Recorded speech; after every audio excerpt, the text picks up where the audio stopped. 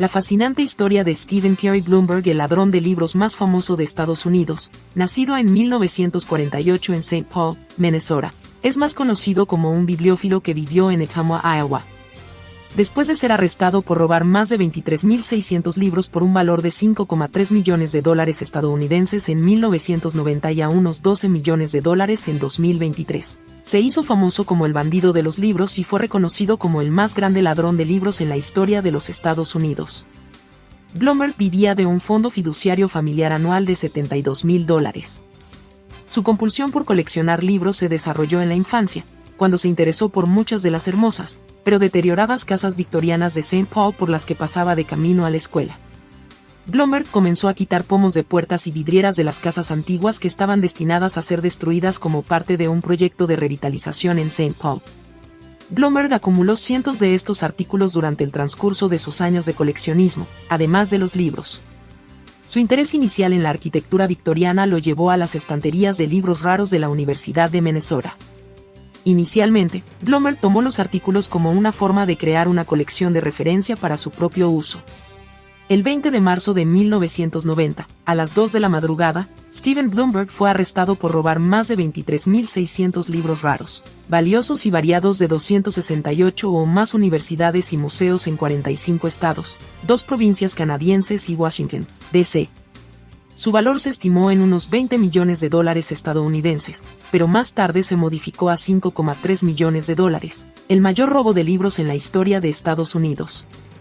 En 1991 Blumberg fue declarado culpable y condenado a 71 meses de prisión con una multa de $200.000. El 29 de diciembre de 1995 fue puesto en libertad. La colección se ha denominado Colección Blumberg. La División de Libros Raros y Manuscritos de la Asociación de Bibliotecas Universitarias y de Investigación, así como el experto en seguridad de bibliotecas William Andrew Moffett, ayudaron a la Oficina Federal de Investigaciones a capturar y condenar a Stephen Blumberg e identificar los artículos que había robado. El arresto de Blumberg se produjo como resultado de que su amigo, Kenneth J. Rhodes, lo delatara a cambio de una recompensa de $56.000 que negoció con el Departamento de Justicia.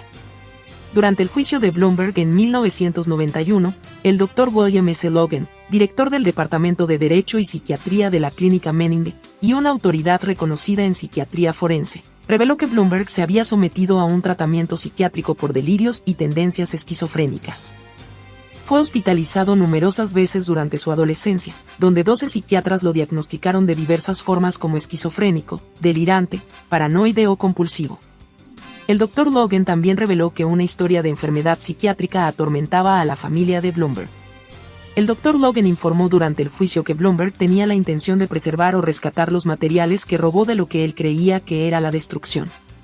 Blumberg creía que el gobierno estaba conspirando para evitar que la persona común tuviera acceso a libros raros y materiales únicos, por lo que trató de liberarlos en un intento de frustrar el complot del gobierno. Blumberg admitió que se veía a sí mismo como un custodio de las cosas que tomó. Dijo que nunca los vendería porque pensaba que sería deshonesto. Se imaginaba que los artículos serían devueltos a sus legítimos dueños después de su muerte, o al menos a otro depósito que pudiera cuidarlos.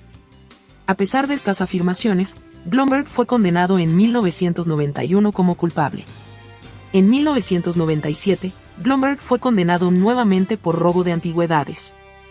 Entre los objetos más valiosos que robó Blumberg se encuentran una copia de la primera edición de La cabaña del tío Tom de Harriet Beecher Stowe, una confesión de fe, el primer libro publicado en Connecticut, 25 cajas de materiales raros que describen la historia temprana de Oregón, y la Biblia de los Obispos, un volumen del siglo XVI.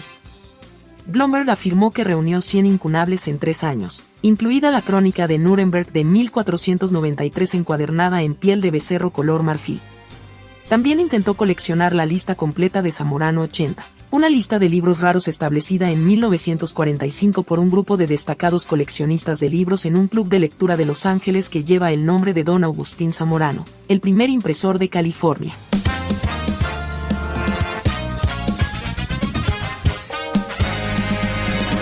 Otro ladrón de libros que también hizo historia.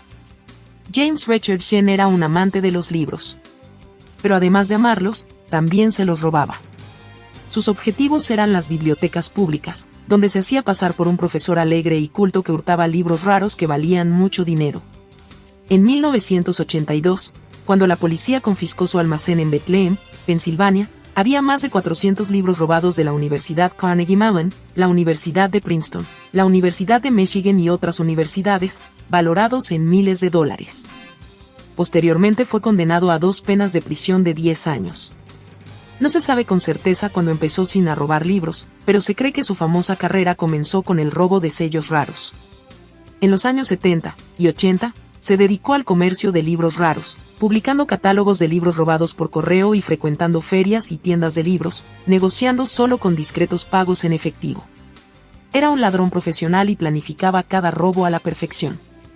Empezó por elaborar una lista de libros valiosos buscados leyendo revistas de bibliotecas e incluso asistiendo a exposiciones de libros o entrevistas con autores. Una vez que la lista estaba elaborada, escaneaba el catálogo colectivo nacional para averiguar en qué bibliotecas se guardaban esos libros. En 1981, Diane Malnichak, bibliotecaria de la biblioteca Haas del Muhlenberg College en Allentown, Pensilvania, notó a un hombre desconocido, de mediana edad y aspecto respetable merodeando por la sección de libros raros. Algo en ese hombre le sonaba familiar y entonces recordó un aviso que había recibido de otra biblioteca para que tuviera cuidado con un hombre grande y mal vestido que roba en las bibliotecas. Ella lo vigilaba y Sim, probablemente alertado por su observación, salió rápidamente de la biblioteca. Pero cometió un error, dejó un recibo de un motel cercano. Los agentes del FBI lo encontraron allí más tarde, rodeado de libros raros y mucho dinero en efectivo. Además, los agentes también encontraron matrículas robadas, documentos de identidad falsos y manuales para abrir cajas fuertes y desactivar alarmas. Sin se entregó y aceptó su crimen. Cumplió su condena, fue puesto en libertad condicional en 1995 y vivió tranquilamente hasta su muerte en 2005.